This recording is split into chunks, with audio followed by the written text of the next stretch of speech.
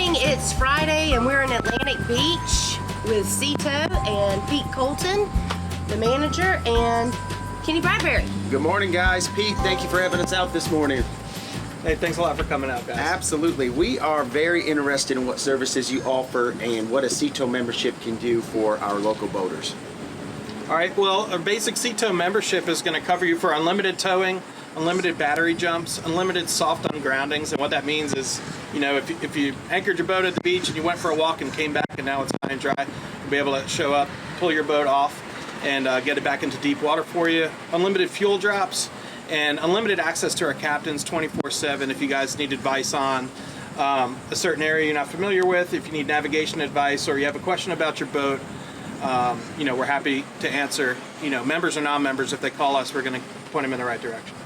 That's fantastic. I think that's great advice, especially for second homeowners who are not always on the waters here, not familiar with all the waters, exactly, you know, how to navigate, when high, low tides are. I would say that probably 80% of our customers are not from the area here. They're from Raleigh, Greensboro, Winston-Salem, you know, Wilson areas where maybe they're only on their boat a few days a year, so they don't really have the experience that, you know, someone who lives here might have. And another thing I've noticed with some of the people I know, that they have these automatic GPS charts that they program into their boats, and they might do it the season before, but then they think that same channel is going to be here when they come back.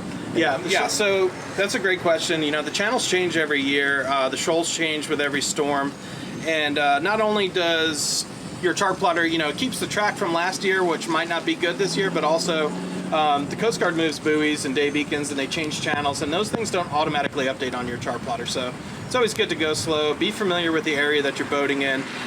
If you have questions, to call us. This way we can let you know what the changes are, or follow our Facebook page where I post a lot of the changes on there, Seto Crystal Coast on Facebook, and hopefully it'll keep you updated with the latest and greatest from the Coast Guard. How many captains do you have on staff right now? I think we have about 9 captains right now. And where do you run? Like, what areas do you cover? We cover from New Bern and Oriental, the entire Neuse River, Trent River, that area, and then working south, obviously here, Atlantic Beach, Beaufort, Morehead City, and Swansboro, all the way to the Onslow Beach Swing Bridge, so basically Camp Lejeune. And at that point, that's where another Seto franchise will take over. Okay, and you also have another location where you launch from in New Bern, is that correct? We do. We have a boat at New Bern Grand Marina. We also have a boat at Dudley's Marina in Swansboro, and we have 2 boats here. So you're able to get to clients relatively quickly if they call from those areas? Yeah, and typically on a busy summer day, our boats are always underway patrolling, so our response time is a lot less in the summertime. Okay. So otherwise, any other time of the year, it's easy for us to just hop on a boat wherever the person is and get to them that way. Yeah, I was on the tip of Carrot Sunday, and I saw one cruising through.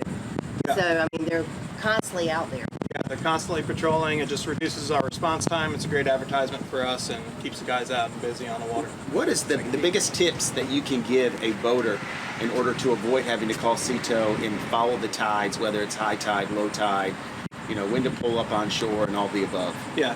Okay, so the one thing, especially so if you're going to go to the beach and anchor your boat for the day, know what tide it is before you go out, whether you use one of our tide tables or Aqua Maps or a different app, doesn't matter.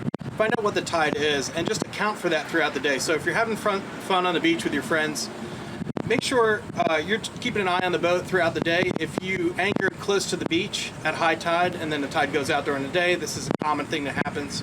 You know, you want to adjust your boat throughout the day so you don't become grounded and have to call us. And sometimes those tides rip right out.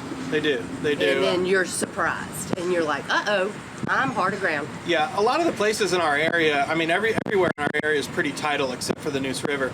And when you get into any area where there's a choke point where land is close to itself, like Carrot Island and Shackford Banks, or Sand Dollar and Carrot Island, or going through Taylor's Creek and Beaufort, anywhere there's a choke point like that, the water really starts to pick up speed and current, so you have to be careful.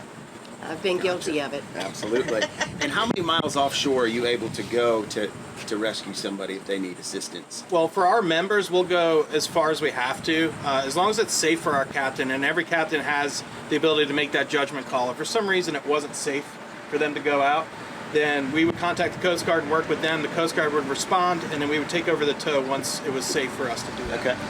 Well, we definitely thank you for allowing us out here this morning Yeah, that's awesome. Thank you guys and for coming by. educating us. Yeah, And and have a great weekend, guys. absolutely. And hopefully we'll see you guys on the water soon. Bye, guys.